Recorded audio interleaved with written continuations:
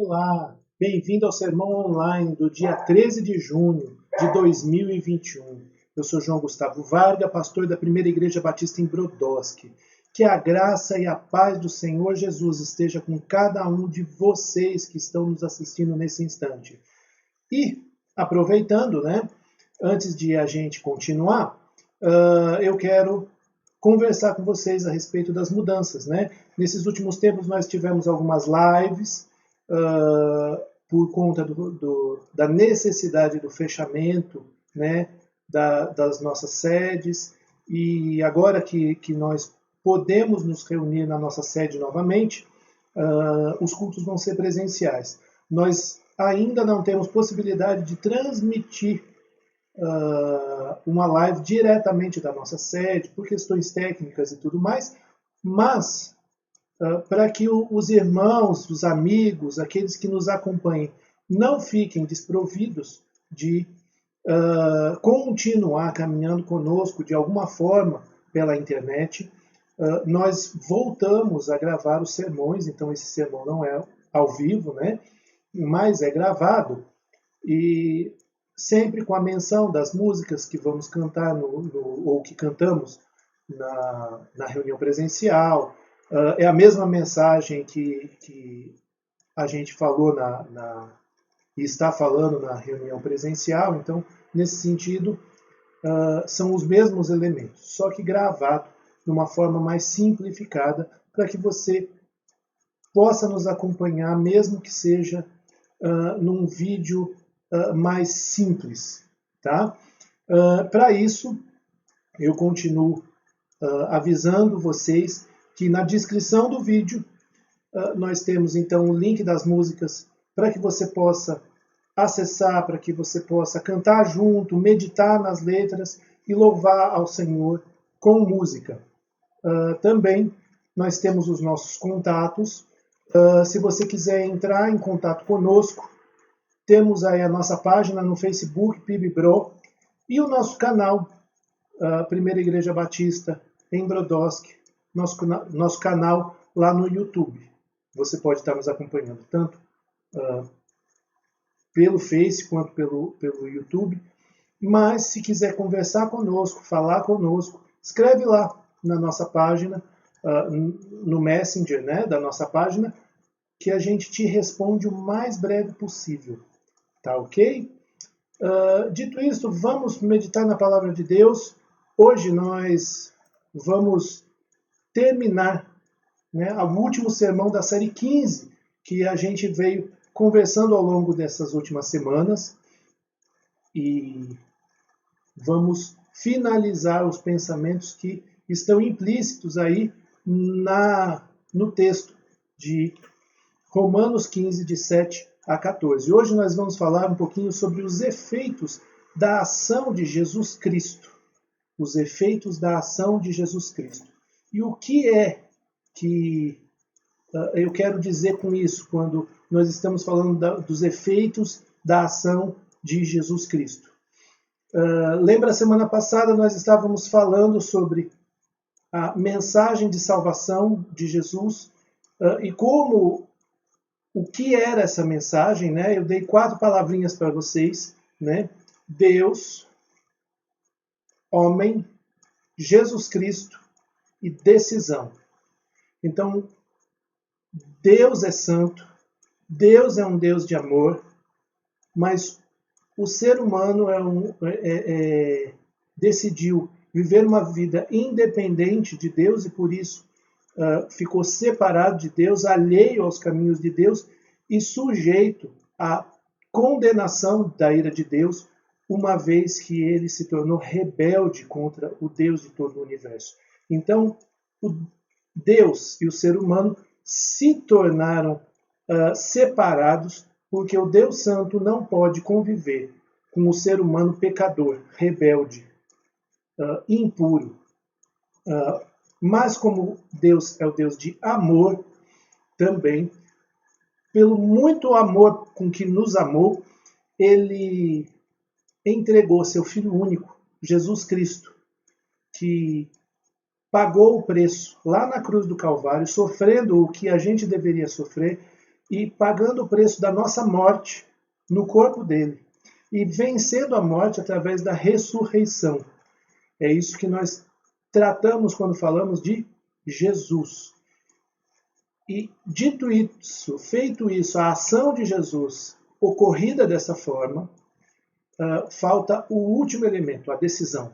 E a decisão é: eu me arrependo do meu pecado e creio em Jesus, ou eu sigo do mesmo jeito? Eu preciso decidir se eu vou me entregar para Jesus, crer em Jesus, me arrepender do meu pecado, para que eu me aproprie da salvação que essa mensagem me traz. Dito isso, hoje nós vamos tratar um pouquinho sobre as ações ou os efeitos dessa ação salvadora de Jesus. E antes disso, nós vamos ler então mais uma vez o texto e vamos orar. E o texto diz assim: portanto, acolham uns aos outros, como também Cristo acolheu vocês para a glória de Deus. Pois digo que Cristo foi constituído ministro da circuncisão em prol da verdade de Deus, para confirmar as promessas feitas aos nossos pais, e para que os gentios glorifiquem a Deus por causa da sua misericórdia, como está escrito: por isso eu te glorificarei entre os gentios e cantarei louvores ao teu nome. E também diz: alegrem-se, ó gentios, com o povo de Deus, e ainda louvem o Senhor, todos vocês gentios, e todos os povos o louvem. Também Isaías diz: virá a raiz de Jessé, aquele que se levanta para governar os gentios. Nele os gentios esperarão. E o Deus da esperança encha vocês de toda alegria e paz na fé que vocês têm, para que sejam ricos de esperança no poder do Espírito Santo. E eu mesmo, meus irmãos, estou certo de que vocês estão cheios de bondade, têm todo o conhecimento e são aptos para admoestar uns aos outros. Vamos orar? Pai querido, nós nos colocamos diante do Senhor nesse instante, Pai. E nós te pedimos, no nome do Senhor Jesus, que o Senhor nos abençoe e que o Senhor tome este momento para ti mesmo e fale conosco através do teu Espírito Santo, mudando, transformando, curando e encorajando a nossa vida, Senhor Deus. É no nome de Jesus que nós oramos, Pai.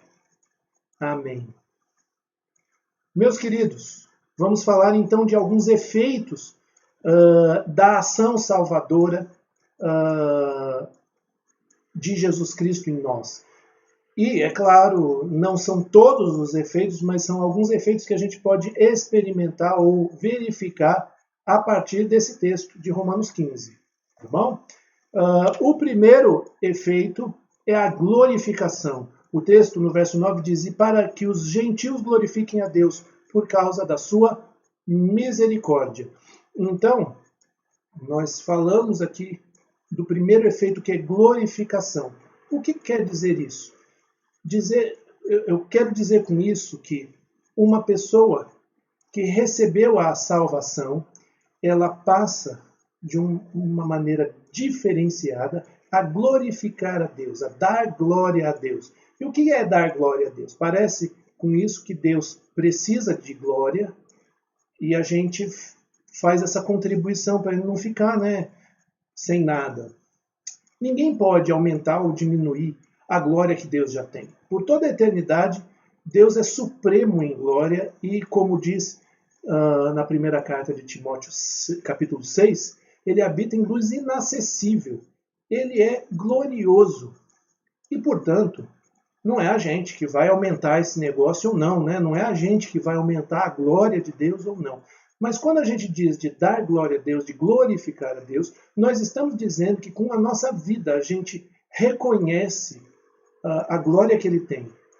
Portanto, a nossa vida, quando nós nos entregamos a Jesus e recebemos a salvação, é uma vida que reflete a glória de Deus, assim como o olho dessa moça está refletindo a paisagem ao seu redor. Existe um reflexo ali, a tal ponto que a nossa vida vai mostrar Deus em volta de nós. As pessoas vão conseguir enxergar a glória de Deus através da nossa vida. E nós vamos, dia após dia, reconhecer quem Deus é, o que Ele fez, o que Ele tem feito a partir da nossa caminhada. Então, mesmo nos momentos mais difíceis ou nos momentos mais alegres da nossa vida, a gente é convidado a verificar e tem os nossos olhos abertos para a gente ver o que Deus tem feito, como Ele é grande, como Ele é poderoso, como Ele é cheio de graça, como Ele é cheio de bondade, como Ele é cheio de cuidado para com a gente. É esse tipo de atitude de glorificação, ou de glorificar a Deus, é que nós estamos falando aqui. Então, ele tem dois movimentos. A glorificação tem dois movimentos. O primeiro movimento é reconhecemos a glória que Deus tem. E por isso, a nossa visão de mundo muda, porque percebemos Deus na nossa história. A segunda é, uma vez percebendo Deus na nossa história, também a glória de Deus começa a ser mais nitidamente refletida na nossa vida para que outras pessoas consigam enxergar a glória de Deus através de nós. O segundo efeito é comunhão. Alegrem-se, ó gentios, com o povo de Deus. Então, quando nós recebemos, nos apropriamos da salvação que Deus nos dá, Ele nos coloca como parte de uma família, a sua família. Nós falamos um pouco disso na semana passada, quando dissemos que a salvação ela não é de um grupo específico, mas ela é um convite a todos os grupos, todos os tipos de pessoas. E esses grupos e tipos de pessoas, quando creem em Cristo e são salvas e transformadas por eles, elas passam a fazer parte da família de Deus e a integrar em si mesmas um povo, o povo de Deus. E tudo aquilo que Deus quer é que o seu povo, a sua família, viva em união, em comunhão, em que um faz parte da vida do outro, num processo de amor, num processo de serviço, de cuidado mútuo, onde um cuida do outro, um ajuda o outro, um ama o outro. Assim, nós recebemos o amor de Deus na nossa vida e nossa salvação é fruto do infinito amor de Deus por nós, mas também nós refletimos, olha aí a glorificação aplicada à comunhão. Nós refletimos o amor de Deus amando as pessoas e amando os irmãos. Afinal de contas, é na família que a gente começa a aprender a se comportar na sociedade, não é? E para a gente se manifestar, ou manifestar a glória de Deus no mundo ao nosso redor, nada melhor do que a própria família de Deus para nos moldar, para nos ensinar. Se a gente não consegue amar o outro, e isso é uma coisa que Jesus nos ensina, se a gente não consegue amar o nosso irmão a quem a gente vê, a gente provavelmente, ou a gente não vai, certeza, amar realmente Deus, a quem a gente não vê. O Senhor Jesus também nos ensinou que nós seríamos conhecidos como seus discípulos quando nós amássemos uns aos outros como Ele nos amou. Recebemos o amor de Cristo Jesus e nós vivemos esse amor em comunidade e assim nós somos reconhecidos como discípulos de Jesus. Portanto, discípulos de Jesus que vivem afastados do povo de Deus, discípulos de Jesus que dizem, eu adoro na minha própria casa. É claro que agora nós estamos num problema de pandemia e nem sempre a gente pode se reunir presencialmente, mas se eu digo assim, eu não preciso da igreja, eu não preciso de um povo, eu posso ser eu mesmo, eu e Deus, Deus e eu, e está tudo certo. você não está conseguindo compreender o propósito de Deus quando nos salva e nos coloca na sua família. Quando numa casa existe pai, mãe, filho, e o filho começa a não voltar para casa, ou o marido não começa a não voltar para casa, ou a esposa começa a não voltar para casa, isso não está bom. Isso não está ok. Tem alguma coisa que complica. Quando eu falo de filho, eu estou falando de um filho que certamente mora lá. Tá? Mas alguma coisa de errado está acontecendo. Por que não volta para casa? Por que não faz parte mais do convívio? O que está acontecendo? Alguma coisa de errado está acontecendo. E no caso da família de Deus também. Ora, se o discípulo de Jesus não volta para o grupo de discípulos, o povo de Deus, alguma coisa tem de errado, porque um efeito disso é estarmos juntos. E precisamos, como esse efeito, viver a comunhão que Deus proporcionou que a gente andasse nela. Né? Além disso, nós temos a alegria. A alegria é um efeito também da salvação que Jesus Cristo nos dá.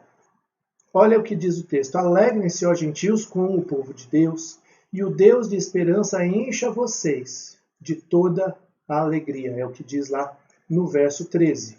E aí, meus queridos, a grande questão nesse caso é que justamente a alegria que Deus nos dá através de Jesus Cristo não é uma alegria porque está tudo bem com a gente, não é uma alegria porque a gente está bombando na vida, ou que não dá para a gente ter alegria porque a gente está com uma crise. A felicidade tem a ver com os sonhos que a gente quer realizar. Não é essa a situação. A situação é, uma vez que Jesus nos salvou, ele é o motivo da nossa vida e ele, portanto, é o motivo da nossa alegria. E se ele não nos abandona nunca, então é ele que nos enche de toda a alegria, toda a felicidade, toda a satisfação, de modo que a gente pode viver uma vida de total alegria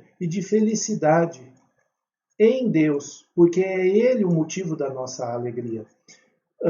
Quando eu digo isso, eu não quero que vocês achem que crente não fica triste, que os discípulos de Jesus não se abalam, não ficam abatidos. Ficam sim. Ficam, eles choram, eles sofrem, como todo mundo. Como todo mundo. Fica doente, perde emprego, tem problema de relacionamento, como todo mundo. Mas existe sempre a ação de Jesus Cristo, consolando, fortalecendo e renovando essa alegria, não importa qual seja a situação. Então, quando nós vivemos, cuidado, aliás, para não vivermos dominados pela tristeza, dominados pelo medo, dominados pela ansiedade, porque Jesus já nos deu, como efeito da sua salvação, alegria nele mesmo, para que a gente possa viver fortalecido, sustentado pela sua própria alegria. Se você está triste, se você está abatido, e se isso tem dominado a sua vida, você pode se achegar a Jesus e dizer: Jesus, eu estou muito triste, eu estou abatido, eu me sinto num buraco e eu não consigo sair disso. Ajuda-me, estende a mão para eu sair dessa. Faz isso. É importante, é muito importante. Não deixe que a tristeza, que o medo, que a dor, que a dúvida, que a depressão tomem conta da sua vida nesse sentido. Busque a ajuda do Senhor, deixa Ele renovar a sua alegria. Eu falei de depressão também. Talvez você que nos assista sofra de depressão, tome antidepressivos, faça terapia. Não estou falando mal disso, não. Eu entendo, inclusive, que isso, o terapeuta, os remédios podem ser instrumentos de Deus para a sua vida. Mas o que eu quero dizer é que, mesmo na sua depressão, você pode recorrer a Deus, que vai renovar a sua alegria, que vai fortalecer o seu caminho nos momentos mais dolorosos, mesmo em meio a um processo depressivo. Tá bom? O outro efeito que nós temos é o louvor. O louvor é algo que faz e passa a fazer parte da nossa vida enquanto discípulos de Jesus. Olha só o que diz o verso 11. Louvem o Senhor, todos vocês gentios, e todos os povos o louvem. É um convite a louvar a Deus. Louvar quer dizer elogiar. E aqui, quando o texto diz louve a Deus, ele está dizendo, olhe para quem Deus é. Reconheça isso, exalte a Deus, honre a Deus. Deus é amor. Então chegue para Deus em oração e fale assim, Senhor, eu te louvo porque o Senhor é um Deus de amor. Eu te louvo porque o Senhor é um Deus que nos dá paz quando nós precisamos de paz. O Senhor nos dá alegria, renova a nossa alegria, porque o Senhor é um Deus santo, porque o Senhor é um Deus salvador, porque o Senhor é um Deus cheio de graça, cheio de misericórdia. Isso é verificar, olhar, ver o caráter de Deus e declarar o caráter de Deus para o próprio Deus. É impressionante como isso é fundamental na nossa vida de discipulado com Jesus. Quando nós olhamos e falamos assim para Deus, puxa como o Senhor é grande. Quando nós olhamos um pôr de sol e dizemos, o Senhor é maravilhoso, olha que pôr de sol que o Senhor fez. Quando nós vemos uma flor colorida de uma maneira maravilhosa e dizemos, Senhor, que criatividade que o Senhor tem, como o Senhor é fantástico. Quando a gente vê os filhos da gente dormindo, tranquilos, e a gente fala assim, Senhor, como o Senhor é maravilhoso em cuidar, em formar o meu filho, em ter criado o meu filho. Todas essas coisas são parte de uma vida que louva a Deus, que reconhece quem Ele é, que agradece pelo que Ele fez. Senhor, obrigado. Obrigado pelo alimento, obrigado pelo ar que eu respiro, obrigado pelo dia que nasceu. Obrigado, Senhor. Obrigado porque o emprego novo não deu certo, mas o Senhor continuou me sustentando e levantou a minha cabeça. Obrigado porque no meio do meu tratamento de saúde, o Senhor tem usado esse ou aquele profissional e o Senhor tem me sustentado nos meus desconfortos de saúde. Enfim, é o trabalhar de um coração motivado a enxergar quem Deus é e o que Ele tem feito na minha vida, na sua vida, na vida das pessoas ao nosso redor. Obrigado, Senhor. Obrigado porque essa semana está começando e o Senhor está escrevendo a minha história. Você imagina se a gente começar a intensificar esse olhar na nossa vida? Se a gente começar a acordar e agradecer a Deus, se a gente agradecer cada pormenor, cada benefício, cada coisa que Deus tem nos oferecido, tem nos ajudado, tem nos abençoado. Vocês imaginam o que é viver reconhecendo a grandiosidade, o amor, a bondade, a compaixão de Deus, a graça de Deus o tempo todo? É uma vida que vai gerando aquilo que nós falamos lá atrás. Alegria, gratidão, porque eu vou encarando a vida, inclusive, enxergando quem Ele é. Deus não precisa de bajulação. Deus, quando diz louve, é mais por nós mesmos do que por ele, porque ele não precisa que a gente fique falando isso para ele, como se ele tivesse uma crise de identidade. Mas nós vamos. Nós não o vemos como você está me vendo agora. Mas quando nós vamos louvando, vai tomando forma no nosso coração o Deus maravilhoso que ele é. E então a gente pode deixar de ser dominado pelo medo, pela ansiedade, pelo derrotismo. São coisas que a gente precisa aprender. O outro efeito que eu gostaria de falar com você é o governo. O governo de Jesus Cristo na minha vida, na sua vida, e a autoridade dele sobre nós. Olha o que diz o verso 12. Também Isaías diz: virá a raiz de Jessé, aquele que se levanta para governar os gentios. Nele os gentios esperarão. Um efeito da salvação é que não é você mais que escolhe o seu caminho de vida. A vida não é mais sua, você não faz o que você quer. A sua vida gira em torno da vontade de Deus, da autoridade de Deus. E, portanto, tudo o que você faz tem a ver com a condução, o governo, o domínio e a vontade de Deus aplicados à sua vida. Você abre a sua Bíblia, você percebe quais são os comportamentos que Deus exige de você e você o faz. Por quê?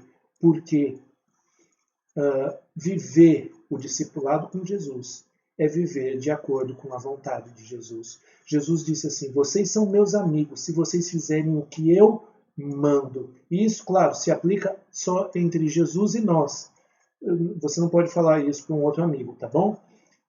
E por que Jesus está dizendo isso? Porque ele é rei. E ele, como rei, ele está dizendo: você é amigo do rei, então você faz o que eu mando. Eu mando você amar, então você ama. Eu mando você perdoar, então você perdoa. Eu mando você ser bênção na vida das pessoas, então seja. Eu mando você ter uma vida pura, moral, então tenha. Mas também ele deixou para nós o seu Santo Espírito, para que a gente seja fortalecido por ele. E é por ele que a gente anda. A gente anda no Espírito Santo, ou seja, conduzido e dominado pelo Espírito Santo. Para quê? Para que a gente possa viver esse governo de Jesus Cristo em nós. Portanto, obedecer a Deus não é uma questão de você ser capaz de fazer isso, porque nenhum de nós é capaz de obedecer a Deus. Mas é deixar que o Espírito Santo trabalhe na nossa vida, para aí sim a gente viver da maneira que agrada a Deus, que satisfaz o coração de Deus e que, é claro, que está alinhado com a vontade de Deus como Rei da nossa vida. O outro efeito é a esperança. Olha o que diz, versos 12 e 13. Nele os gentios esperarão, e o Deus da esperança encha vocês de toda alegria e paz e fé que vocês têm, para que sejam ricos de esperança no poder do Espírito Santo. Olha que interessante. Ele vai falar de esperança, inclusive para que a gente possa viver uma esperança viva. Essa esperança viva, e se apropriar dessa esperança viva que Jesus nos dá, nós precisamos do quê? O que é que ele diz no verso 13? Que a gente precisa de poder do Espírito Santo. Mas é em Cristo Jesus que nós vamos esperar. Nós não esperamos em pessoas, nós não esperamos em circunstâncias. Quando aquele governante vier para o Brasil, quando aquele presidente for eleito, aí vai ser legal. Quando aquele sonho, aquele projeto que eu tenho acontecer, aí eu vou ter esperança. Quando o Palmeiras tiver mundial, aí eu vou ter esperança. Não são fatores, eventos, pessoas que vão nos dar esperança. Essas esperanças são esperanças mortas, Quando chega lá, a gente percebe que virou serragem na nossa mão, não servia para aquilo que o nosso coração anseia. Mas Jesus nos dá uma esperança viva, inclusive porque o seu sangue comprou a nossa vida para si mesmo. E então nós ganhamos vida eterna e um futuro glorioso. Quer esperança maior do que essa? E sabe o que pode frustrar esses planos? Nada. Absolutamente nada pode frustrar esses planos. Então, se precisamos e somos carentes, como seres humanos, somos carentes de esperança. Ora, como é que vamos ter esperança? Vamos ter esperança colocando toda a nossa confiança em Jesus Cristo de Nazaré. Também é nele que nós recebemos paz. Olha o que diz o verso 13. E o Deus da esperança encha vocês de toda alegria e paz. Isso também não quer dizer que essa paz que Jesus dá está ligada com circunstâncias, que está ligada com uma questão de tranquilidade, de ausência de problemas. Não, não está. É o fato de que Jesus, sendo o nosso Salvador, é nele que nós podemos descansar, é nele que nós podemos colocar e depositar as nossas preocupações para que a gente receba dele uma paz que excede todo o entendimento, como diz lá em Filipenses 4. E é uma paz que domina o nosso coração e a nossa mente. Por isso a gente, mais uma vez, além da questão da alegria, a gente não pode deixar que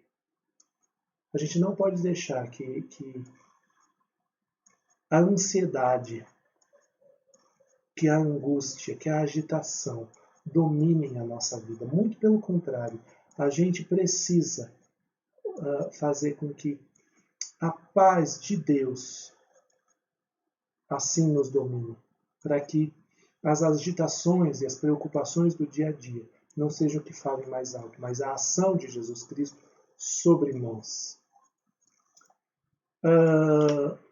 Por último, o último efeito que eu quero trabalhar com vocês hoje é o efeito da diferença positiva na vida das outras pessoas. Olha o que diz no verso 14. E eu mesmo, meus irmãos, estou certo de que vocês estão cheios de bondade, têm todo o conhecimento e são aptos para admoestar uns aos outros. Verso 14. Nesse caso, o que nós estamos falando aqui é justamente que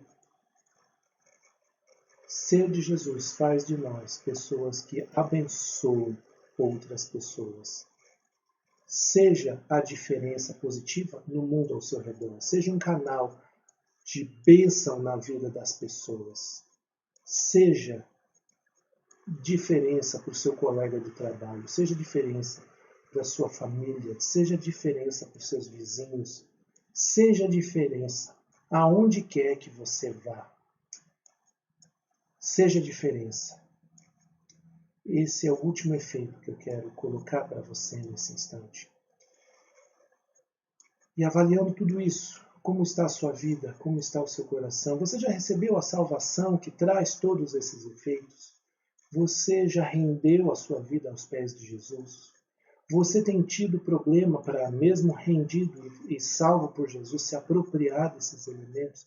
Eu quero orar pela sua vida neste instante. Pai querido, nós queremos colocar diante do Senhor a vida de cada um que está aqui, Senhor Deus. Eu quero te pedir no nome do Senhor Jesus que o Senhor abençoe, que o Senhor guarde cada um deles, Senhor, e que o Senhor faça prosperar cada um desses efeitos. Se algum amigo ou amiga que está aqui não conhece o Senhor Jesus, eu quero te pedir que o Senhor os abençoe, que eles possam se inclinar e se curvar a Ti, Senhor Deus.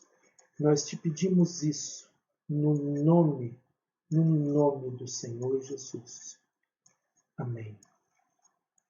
Meus queridos, a semana está começando e eu quero desejar a bênção do Senhor para vocês, portanto vão para ser bênção também na vida das pessoas que rodeiam vocês, aonde quer que vocês vão vivendo os efeitos da graça e da mensagem de salvação na vida de cada um de vocês. Que Deus abençoe.